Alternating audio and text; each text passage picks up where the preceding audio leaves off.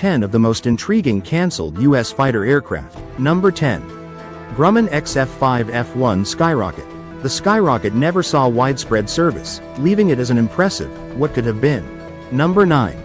McDonnell XP-67 Moonbat. It had poor handling, inadequate power, and a crash during testing sealed its fate. Number 8. Northrop F-18L.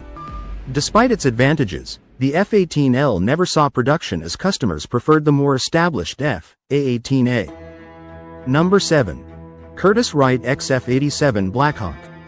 Despite being a decent jet fighter, it couldn't compete with other designs like the F-89 Scorpion. Number 6.